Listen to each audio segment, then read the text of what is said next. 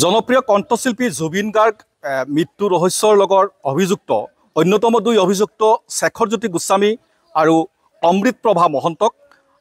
যোৱাকালি নিশাৰ পৰা হাফলং সাব জেলত ৰখা হৈছে আৰু ইতিমধ্যে প্ৰায় 24 ঘণ্টা হয়তো হ'ব এতিয়া প্ৰায় 4টা বাজিছে আৰু হয়তো 2 ঘণ্টা গ'লে 24 ঘণ্টা হ'ব আমাৰ পিছফালে যেটো ৰঙা যেটো এটা ওয়াল দেখা পাইছে ৰঙা যেটো দেৱাল দেখা পাইছে এটো হৈ গ'ল আসলতে এয়া হৈ গ'ল আসলতে হাফলং সাব জেল এই সাব জেলতে যোৱাকালি নিশাৰ পৰা এতিয়ালৈকে শেখৰজ্যোতি গোস্বামী আৰু অমৃতপ্ৰভা মহন্ত এই জেলতে আছে অহা 13 দিন আৰু 13 দিন তেওঁলোকে ইয়াতে থাকিব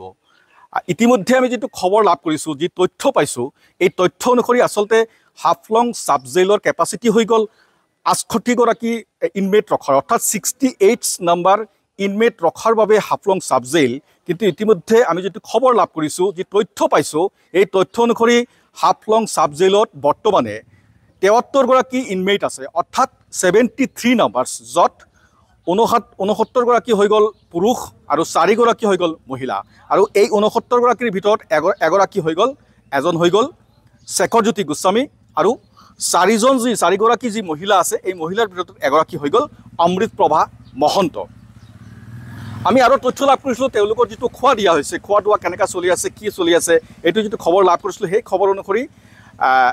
ভাত দালি আৰু আলু পিটিকা বা তেনে ধৰণৰ কিবা খোৱা দিয়া হৈছে আৰু ৰাতিপুৱা তেওঁলোকক চাহ দিয়া হৈছে ৰুটি দিয়া হৈছে আৰু তেওঁলোকৰ খোৱাৰ যেটো সিস্টেম বা যেটো ব্যৱস্থা এটো হৈ গ'ল ৰাতিপুৱা চাহ ৰুটি দিয়া হয় তাৰ পাছত 9টাৰ পৰা 9:30টাৰ ভিতৰত তেওঁলোকক ভাত দালি দিয়া হয় আৰু আবেলি 4:30টাৰ পৰা 4:30টাৰ ভিতৰত তেওঁলোকক এবাৰ খোৱা দিয়া হয় তাতো একেই ভাত আৰু দালি এই ধৰণৰ ব্যৱস্থা আৰু ইতিমধ্যে আমি যেটো খবৰ লাভ কৰিছিলো খবৰ হৈ গ'ল যে হাফলং সাব জেলৰ যে আগৰ যি নিৰাপত্তা ব্যৱস্থা আছিল বা আগৰ যি নিৰাপত্তা ব্যৱস্থা আছিল এই নিৰাপত্তা ব্যৱস্থা এতিয়া দ্বিগুণ কৰি দিয়া হৈছে আৰু আগৰ 6 গৰাকী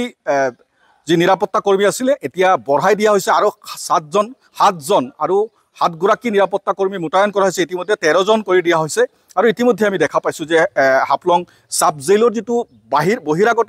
বাহিৰ ফালৰ যেটো নিৰাপত্তা বেষ্টনী ভিতৰৰ নিৰাপত্তা বেষ্টনীৰ কথাটো আমি কলোৱে অলপ আগতে বাহিৰৰ যেটো নিৰাপত্তা বেষ্টনী দেখা পাইছো তাত আমি দেখা পাইছো যে অসম আৰক্ষীৰ লগতে অসম আৰক্ষী আছে তাৰ লগে আমি দেখা পাইছো যে CRPF বাহিনী মুতায়ন কৰি ৰাখা হৈছে আৰু গোটেই চাৰিফালে দেখিছিলো যে নিৰাপত্তা বেষ্টনী অতিকৈ কটকটীয়া আৰু যেটো তথ্য লাভ কৰিছিলো যে 14 দিন অৰ্থাৎ এদিন গ'ল অলৰেডি আৰু 13 দিন তেওঁলোকক হাফলং সাব জেলতে ৰখা হ'ব আৰু এই 13 দিনৰ পাছত কি হয় তেতিয়া হয়তো গম পোৱা যাব 13 দিনৰ পাছত তেওঁলোকক হাফলঙত ৰাখে না হাফলঙৰ পৰা লৈ যায় হেয়া কিন্তু এই সময়ত ক'ব পাৰিম